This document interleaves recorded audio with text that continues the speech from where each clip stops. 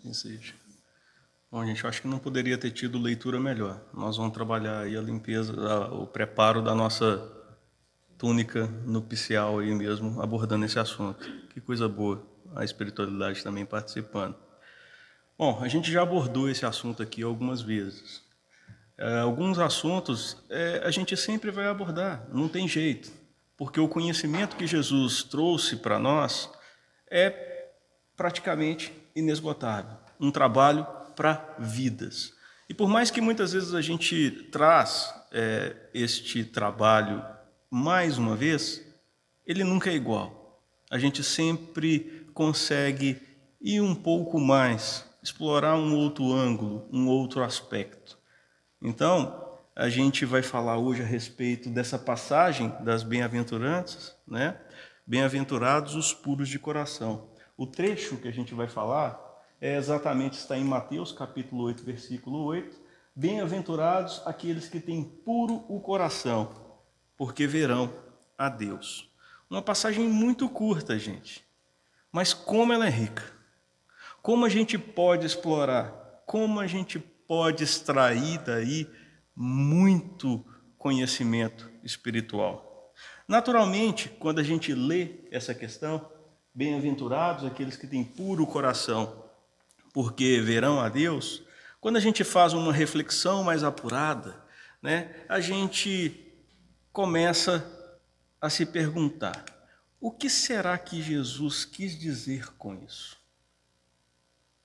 Para a gente poder entender bem essa passagem, primeiro a gente precisa compreender a ideia central de uma palavra bem pequenininha que está ali: coração.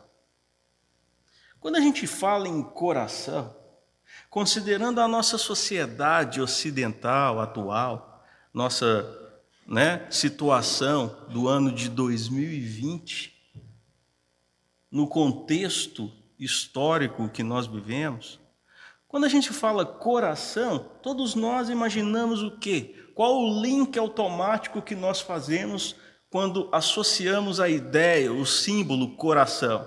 A gente associa com os sentimentos. É muito natural. É um senso comum para todos nós associarmos coração aos sentimentos. Mas uma pergunta que a gente precisa fazer é: estes textos, eles foram escritos para a sociedade de hoje? Sim, para qualquer sociedade, de todos os tempos. Mas eles foram escritos há 2000 anos atrás. Em uma sociedade oriental, com costumes bem diferentes da nossa ocidental, com uma mentalidade completamente diferente da nossa cultura de hoje. Será que as palavras têm o mesmo peso, os mesmos sentidos? Claro que não. Então, para uma sociedade daquela época, usar o símbolo coração, o que poderia significar? E aí, então, a gente pede socorro para o Haroldo Dutra Dias. Para quem não conhece, é um de nossos irmãos espíritas, que mais tem conhecimento a respeito dessa cultura judaica. Ele trabalhou com traduções do Novo Testamento e tem aí feito um trabalho maravilhoso dentro do Evangelho para nós espíritas, descortinando muito desse mundo de 2000 anos atrás, que muitas vezes a gente não leva em consideração. Então vamos pegar um trecho aqui do Haroldo e vamos escutar o que ele fala. Ninguém melhor do que ele para explicar. Esse trecho está na palestra Parábola do Bom Samaritano, que ele fez em dezembro de 2012. Vamos lá. Fala, Haroldo. O coração é a sede da inteligência e do sentimento. Não é como a gente que o coração é a sede só do sentimento. Na cultura em que Jesus nasceu, o coração é a sede da inteligência, do raciocínio e do sentimento. A inteligência não está no cérebro, está no coração. Mas o coração do ser humano é dividido. A gente quer fazer o bem, mas quer fazer o mal também. A gente é bom, mas é também malvado. Então, o nosso coração é uma colcha de retalhos. É muito dividido. Amar a Deus de todo o coração significa: é preciso dar unidade ao nosso coração. Todo o nosso ser tem que amar a Deus. E isso implica, segundo a interpretação deles, para amar a Deus verdadeiramente, você precisa usar toda a sua inteligência, toda a sua sabedoria, todo o seu sentimento, e precisa aprender a controlar as suas paixões. Porque se você não controlar as suas paixões, o seu coração está dividido, e um coração dividido não é capaz de amar a Deus. Então, muito interessante essa informação que o Haroldo traz para a gente, né? A ideia que nós temos de coração é incompleta se a gente comparar com a ideia que o povo daquela época, naquela cultura, em que os textos foram escritos e dirigidos, entendiam a mesma palavra. Eles, no contexto deles, não separavam coração de cérebro como nós fazemos hoje. Era uma coisa só. Então fica muito fácil a gente compreender, dentro de tudo isso, que quando nessa passagem Jesus está falando em coração, ele está querendo se referir à razão e também à emoção. Esses dois componentes que existem dentro de nós e que nós separamos, em cérebro e coração. Para eles, coração era uma coisa só, razão e emoção. E quando a gente fala em razão, o que vem primeiramente em nossas mentes? Vem pensamento. Pensamento. E quando a gente fala em emoção, o que vem em nossa mente? Sentimento. Então, quando a gente está falando de pureza de coração, considerando estes aspectos que a palavra engloba no sentido original, se eu quero ter um coração puro, é preciso que eu tenha pensamentos puros e também sentimentos puros. Faz sentido? Mas não basta que esses sentimentos sejam apenas puros. Como assim? Eles precisam estar puros e equilibrados. Razão e emoção, pensamentos e sentimentos, eles precisam estar em equilíbrio. Porque nós temos essas duas partes em nós. E para que possamos evoluir aos cumes da perfeição relativa que precisamos alcançar, é necessário que desenvolvamos esses dois aspectos, como se fossem asas, para que possamos alçar voo. Não adianta eu ter uma asa hipertrofiada da razão, eu não vou conseguir voar, porque eu só tenho a asa de um lado. Não adianta eu ter a asa hipertrofiada só do lado da emoção, dos sentimentos. Eu também não vou conseguir voar. É preciso desenvolver os dois lados. Essas duas asas do progresso, para que possamos alçar o nosso destino. Agora, existe alguma forma de medir a pureza do nosso coração? Como que eu sei se o meu coração é puro ou não?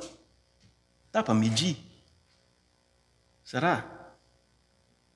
É uma dúvida enorme. Mas o mestre é o mestre. Ele sabia que a gente ia ter dúvida. E é ele mesmo que responde. Jesus dá a dica. Ele fala assim, ó, a boca fala do que está cheio o coração. Olha o termômetro. Quanto veneno sai de algumas bocas?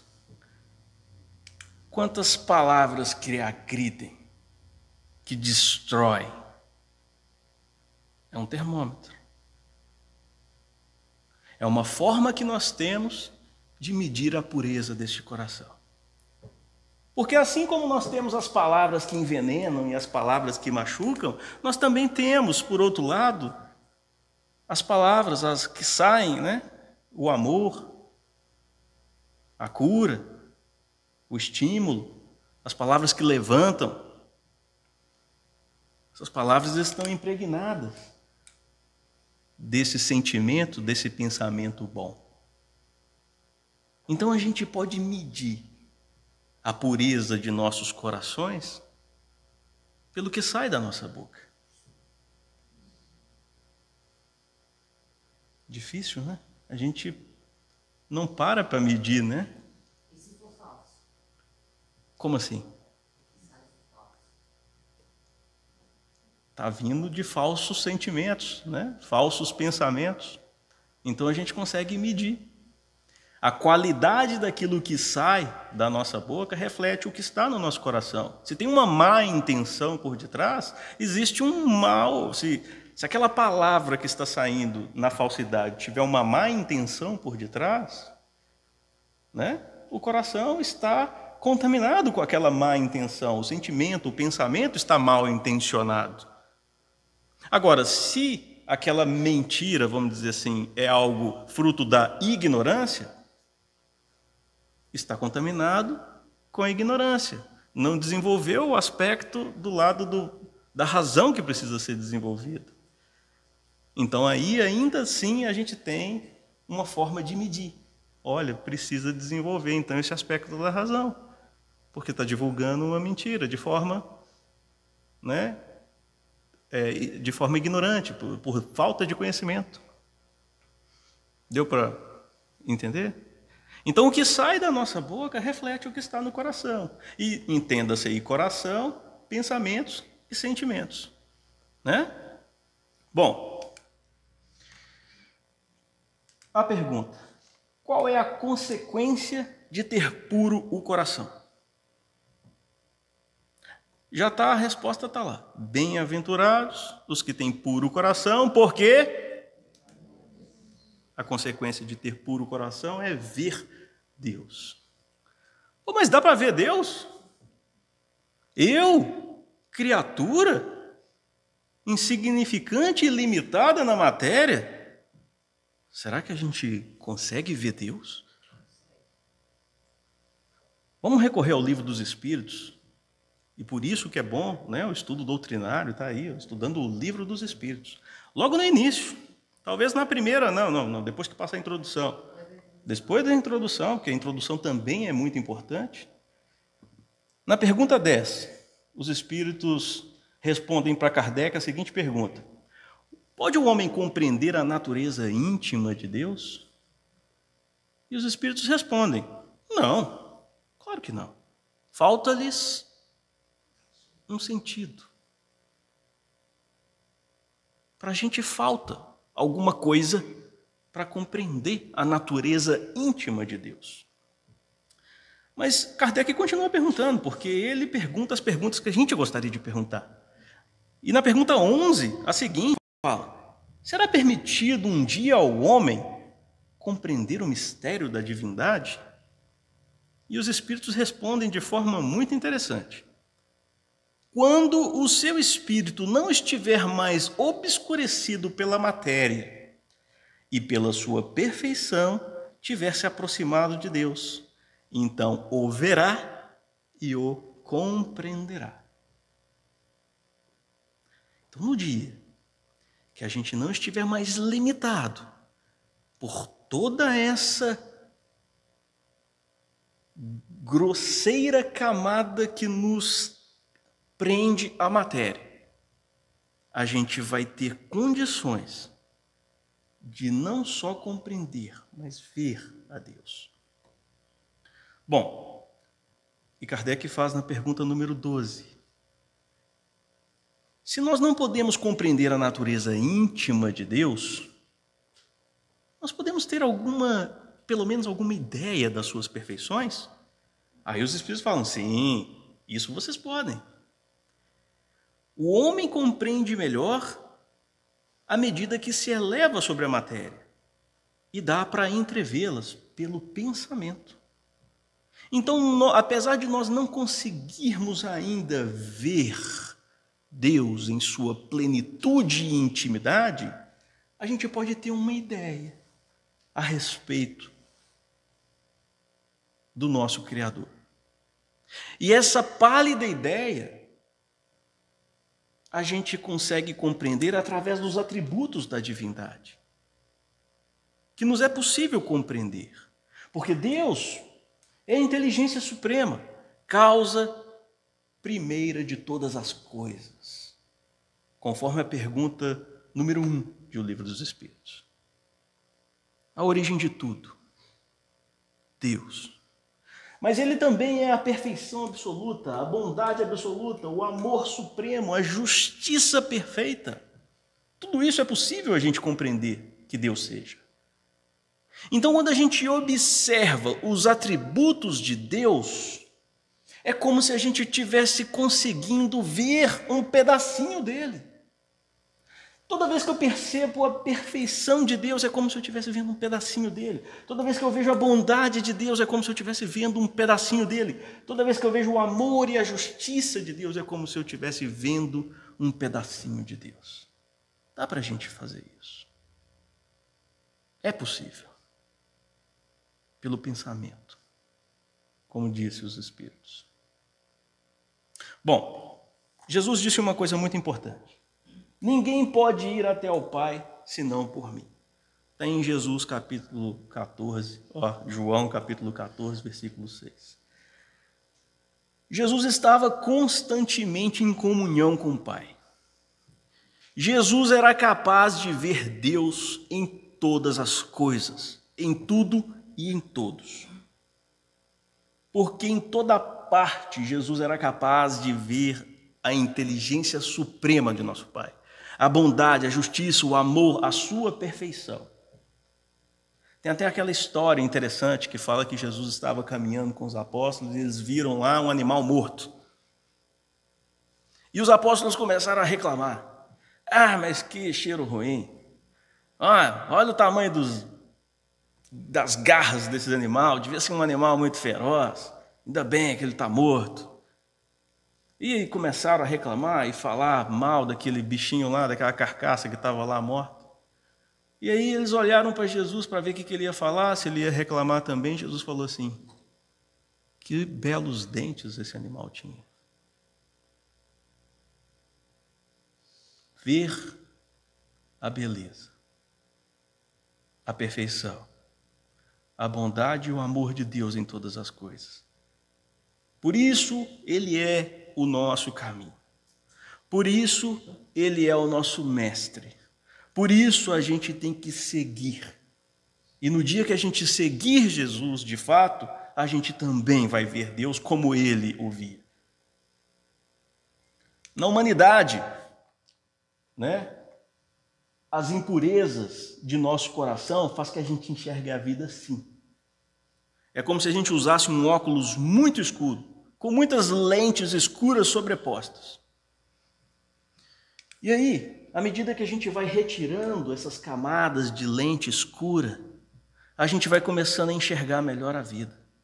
À medida que vai tirando, as coisas vão clareando, a gente vai enxergando melhor, até que, retirada todas as lentes da nossa ignorância, a perfeição da vida vai se mostrando aos nossos olhos. A gente só vai ver Deus como Jesus o via no momento que essas lentes impuras dos nossos pensamentos e dos nossos sentimentos, do nosso coração, essas lentes estiverem completamente limpas. E na humanidade a gente teve algumas pessoas que limparam bem as suas lentes. Alguns exemplos interessantes. E para não ficar só dentro do espiritismo, vamos pegar a Madre Teresa.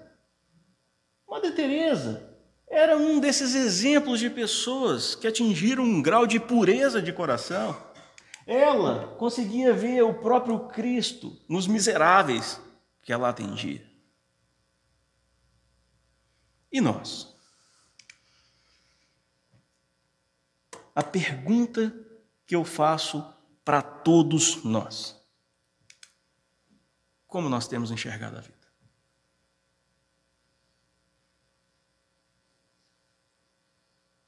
A gente tem enxergado a vida assim, ó. Vamos ver?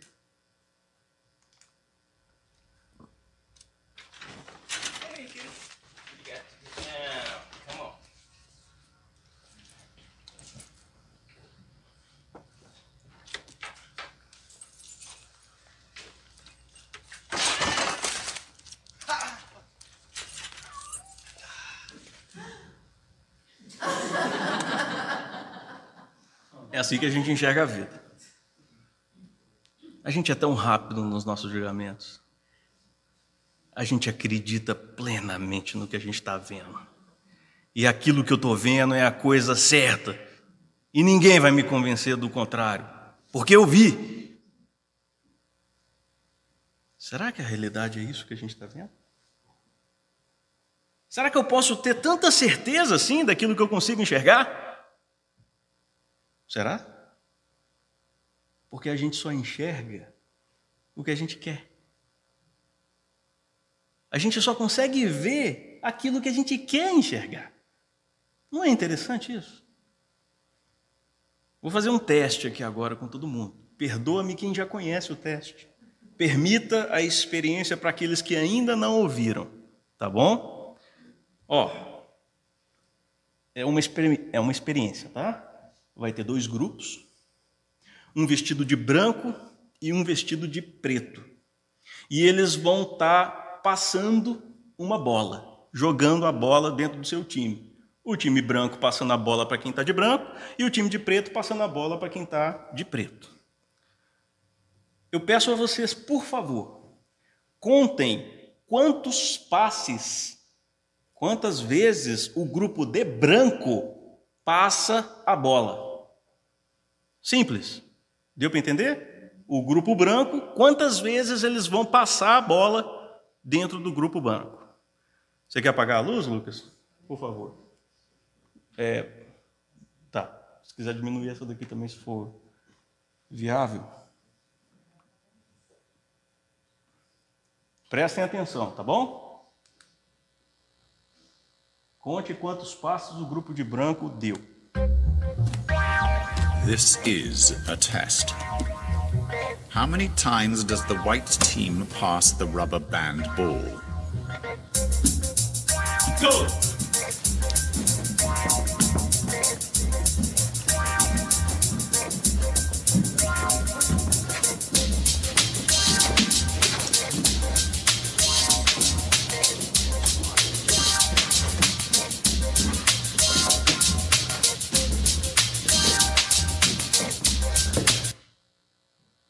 Ok, podemos acender a luz aí. Pode deixar só essa, Lucas, porque daqui a pouco a gente vai continuar o vídeo.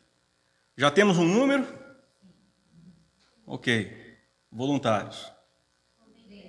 13? 12? 14? Eu contei 10, mas eu percebi que ambos davam ânsias ao mesmo tempo, tanto os pretos como os brancos. Certo. Então, entre 12 e 14, né? 12, 13 e 14. Alguém saiu fora disso? 17. Maravilha. Então, subimos entre 12 e 17. Ok. Quem falou 13 acertou. Tá? Foram 13 passes. Mas vocês viram o gorila ninja? Tinha um gorila ninja, vocês viram? É sério, eu estou falando sério. Não é edição. Eu vou voltar o vídeo para vocês verem. Passou um gorila ninja lá. Vocês não viram? Quem não viu, não viu? Tem certeza? Então vamos passar o vídeo de novo. Agora presta atenção se o gorila ninja está lá, tá? If you answered 13 passes, you are correct. Eu vou apontar ele aqui para But você. did you see the black belt gorilla? Ó, volta o Rui. Go!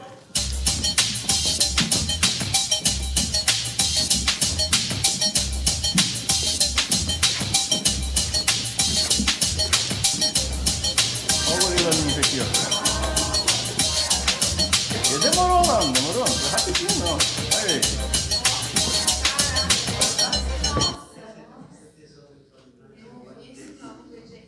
O gorila ninja sempre esteve lá. Mas vocês não viram, alguns de vocês não viram. Por quê?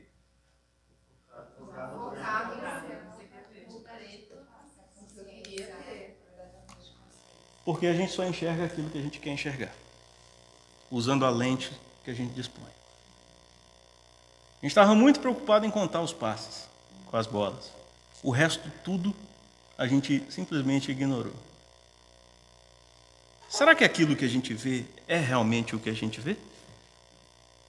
Será que a minha forma de ver o mundo é a correta? É a verdade absoluta? É aquela velha história do copo meio cheio e do copo meio vazio, não é? Eu vi esse vídeo 2 vezes aqui. A primeira vez eu vi o gorila, hoje eu não vi.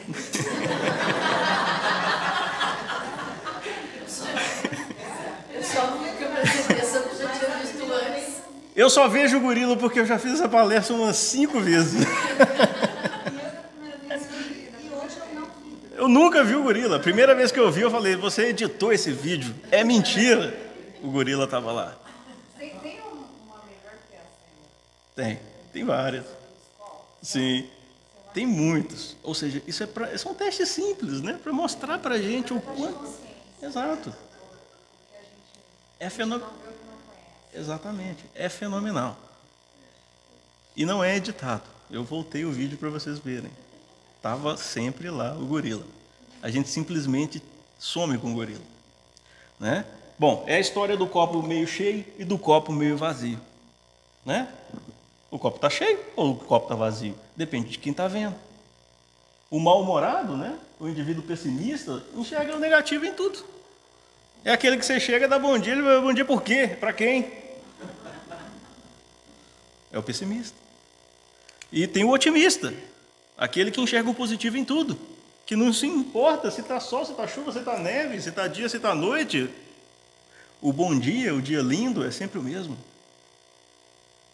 A velha história, né, do copo meio cheio e do copo meio vazio. Como que a gente tem enxergado a nossa vida?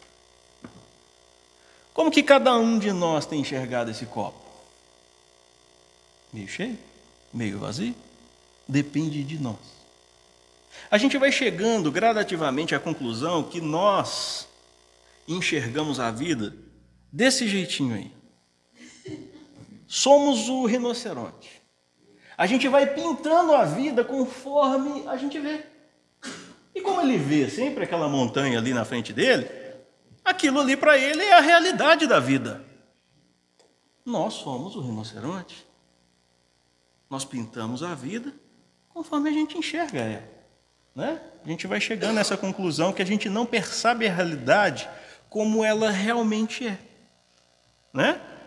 E é exatamente essa falta de consciência de que ainda nós não podemos ver a realidade como ela realmente é, que faz parte do processo de limpeza das nossas lentes.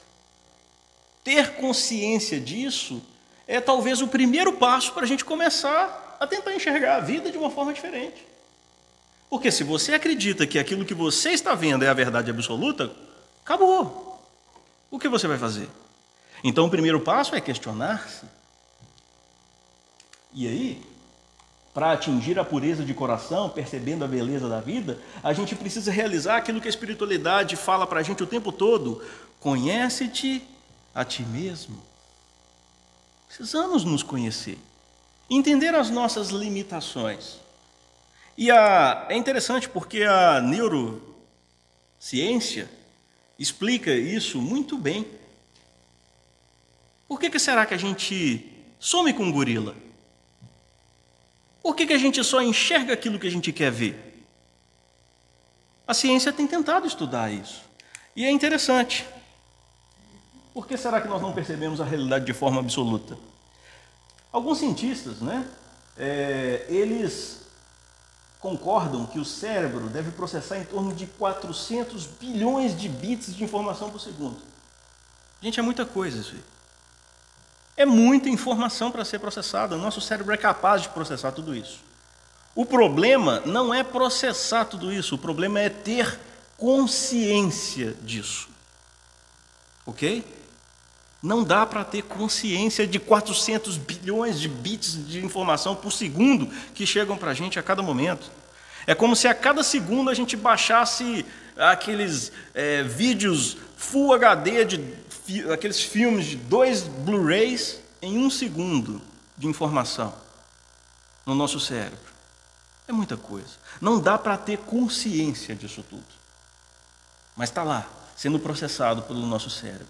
Então existe um mecanismo muito interessante no nosso cérebro para dar conta de tudo isso. O cérebro precisa passar toda essa informação que vem do mundo, do nosso ambiente, e que chega através dos nossos sentidos, ele tem que passar isso por alguns filtros para chegar à consciência. Então só chega à nossa consciência aquilo que passou pelos filtros, porque é muita coisa. E interessante que esses filtros, 3 deles, a deleção, a distorção e a generalização. O gorila passou no filtro da deleção. Vocês viram ele? Sim, vocês enxergaram, vocês não têm, né? Todo mundo aí, quem tem problema de visão, está usando lente, está usando óculos, vocês viram o gorila? Essa informação, ela chegou até lá no seu cérebro. Mas o gorila passou por um filtro, o filtro da deleção. Por quê? Como você julgou que aquilo não era importante, o que era importante era contar as bolas, os passes, você deixou o gorila no filtro da deleção, você deletou ele. Por quê? Porque não dá para você processar tudo. Por exemplo, de quantas vezes você pôs essa luzinha no mural, mas a gente está vendo, mas a gente não está prestando atenção quantas vezes você fez isso. Exato, porque não é importante. Vocês não estão sentindo o pé agora. Quer dizer, agora que eu falei, vocês estão sentindo. Por quê? Porque não era importante essa informação. Vocês estavam preocupados com o que a gente está falando aqui, não com o seu pé, se está apertado, se está quente, se está frio. Mas por eu ter falado do pé, desviou o foco, agora a gente está sentindo o pé. Então, os filtros, a distorção e a generalização, para a gente entender de forma rápida, é o seguinte: tudo que a gente não conhece, a gente associa com o que já conhece. E quando a gente faz essa associação, a gente distorce a realidade. Nossa, que coisa esquisita. Espera aí, então dá um exemplo. Imagina um índio de uma sociedade lá perdida na floresta que nunca teve contato com a humanidade. Ele só conhece coisas da natureza. Ok? Aí um belo dia ele passou assim por uma clareira e viu um avião voando mais baixo. E ele nunca tinha visto aquilo. Aí ele observou aquele estranho ser fazendo um ruído, com asas e voando. Quando ele chegar lá na tribo, o que ele vai falar que viu? É o que ele conhece. Ele vai fazer uma generalização daquilo que ele já conhece e distorce a realidade. Eu vi um grande pássaro, ele não batia as asas não, mas ele voava. É um pássaro? Não, ele distorceu a realidade. Mas porque associou com aquilo que ele já sabia. Então nosso cérebro faz isso o tempo todo, porque é muita informação para processar. Então, a pergunta que a gente quer fazer: será que a gente está vendo a realidade conforme ela é? O instrumento sensorial mais competente que a gente dispõe é a visão. Nós somos evolutivamente desenvolvidos para sermos seres visuais. É o que o nosso cérebro processa o tempo todo, todo dia. Temos uma área completamente dedicada à visão aqui na parte posterior do nosso cérebro. Ok? É o sentido mais apurado, físico. O sentido físico mais apurado que nós temos é a visão. Tá?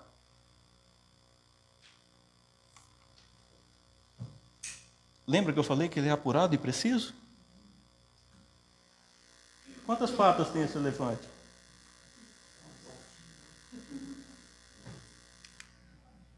Eu garanto para você que essa figura está parada. Está parada ou em movimento? Eu juro, eu prometo para vocês que essas linhas são perfeitamente paralelas. Vocês acreditam? Você fala.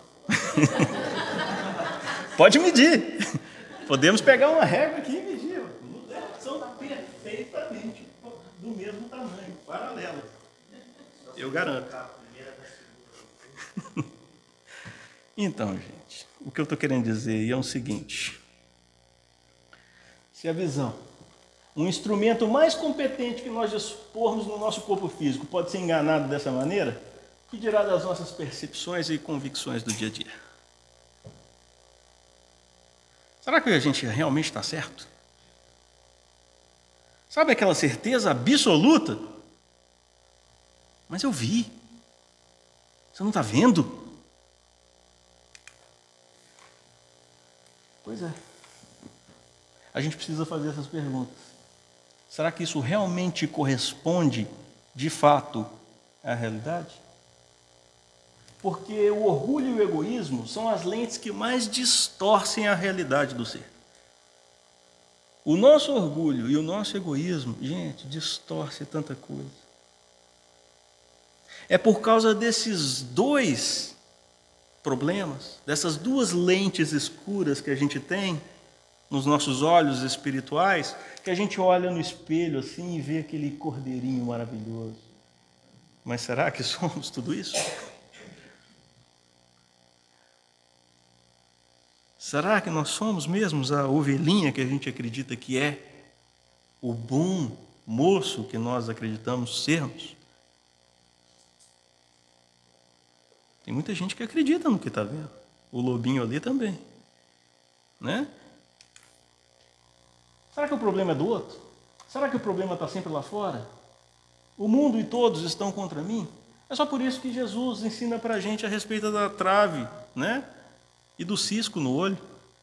A gente é ótimo para encontrar o cisco no olho do outro, mas a gente esquece ali, ó, o tamanho da trave que está no nosso.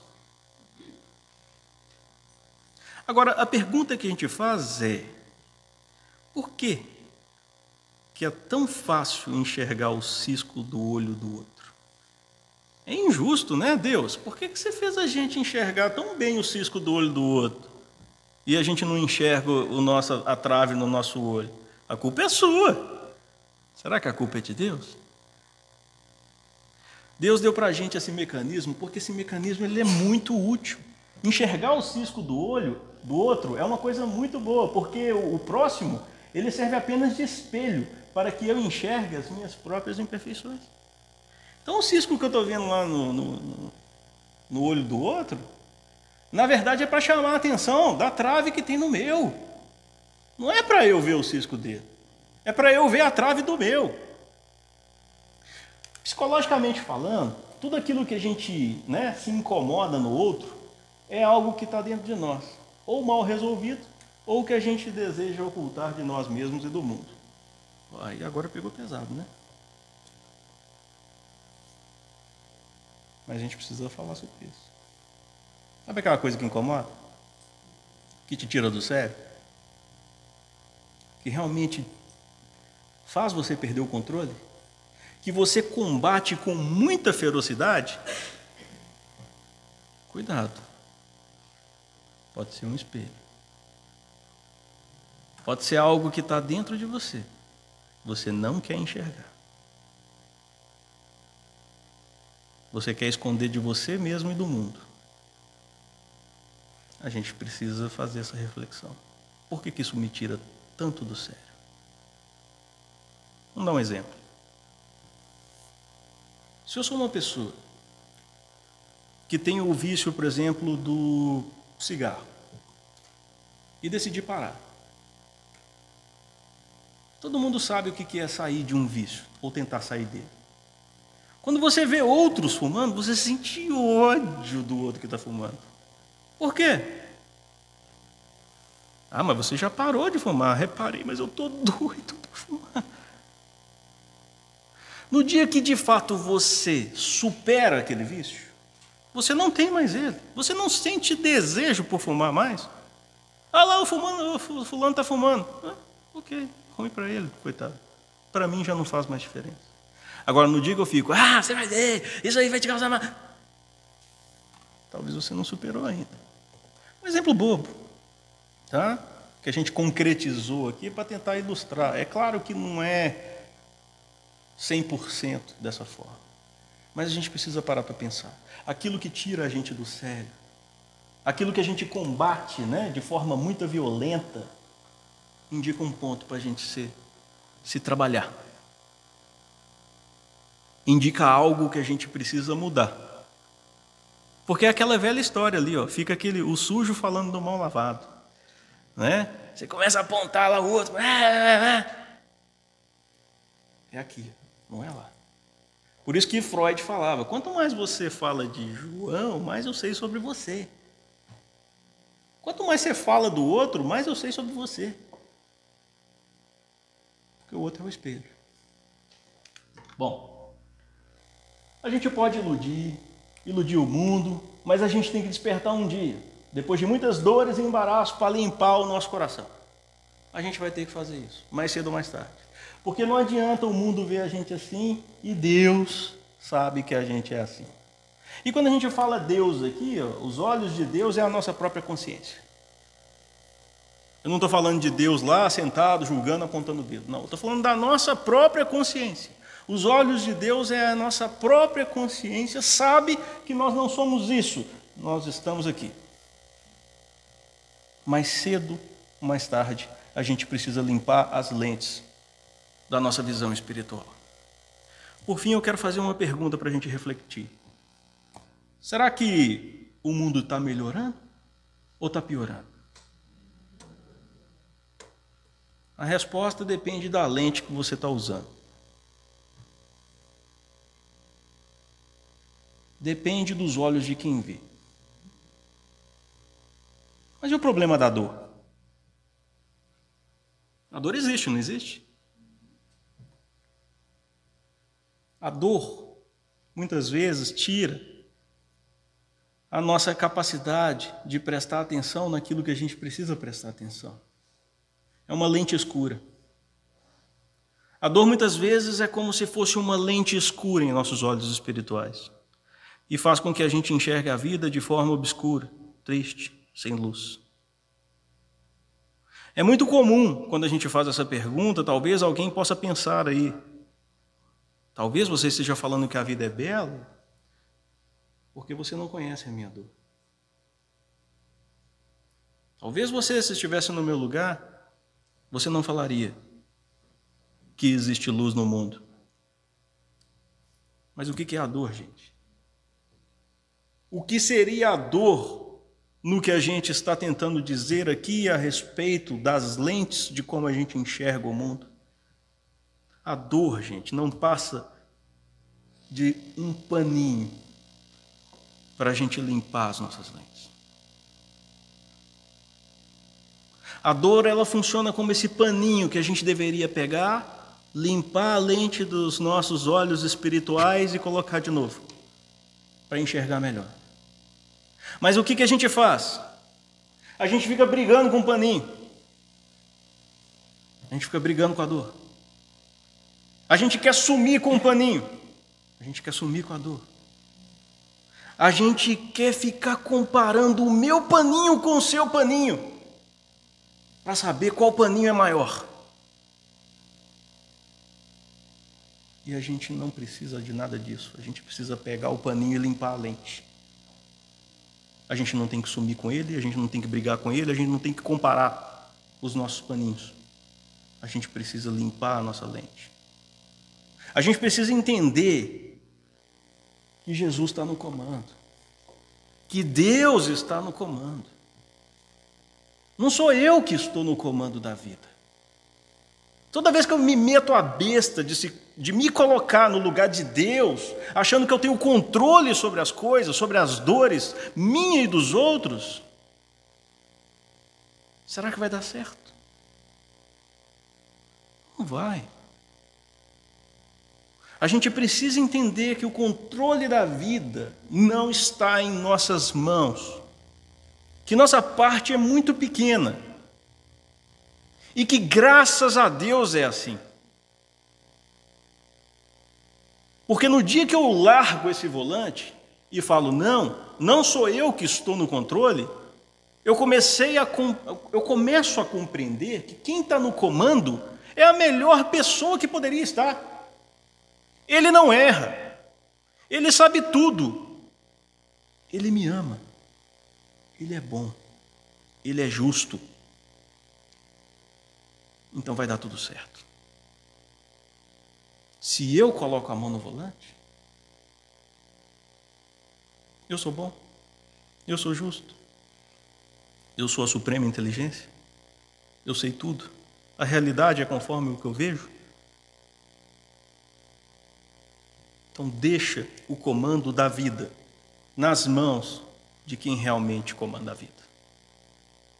Enquanto a gente não retirar essas cascas das nossas lentes espirituais, essas cascas dos nossos corações, a impureza de nossos corações, entendendo aí pensamentos e sentimentos, a gente vai estar aí, recorrente na lei de reencarnação, causa e efeito,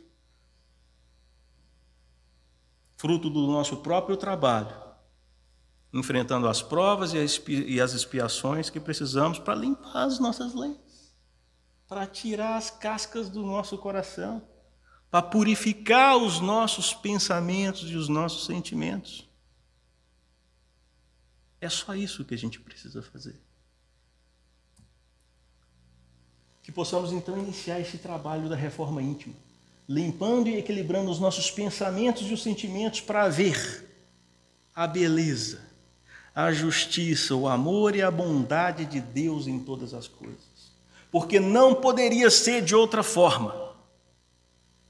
Num universo, um Deus perfeito, amoroso, justo e bom, o que está errado? Vamos limpar nossas lentes para enxergar a beleza, a perfeição e o amor de Deus em todas as coisas? Esse é o convite de bem-aventurados os puros de coração, porque eles verão a Deus. Obrigado. Vou fazer a nossa prece.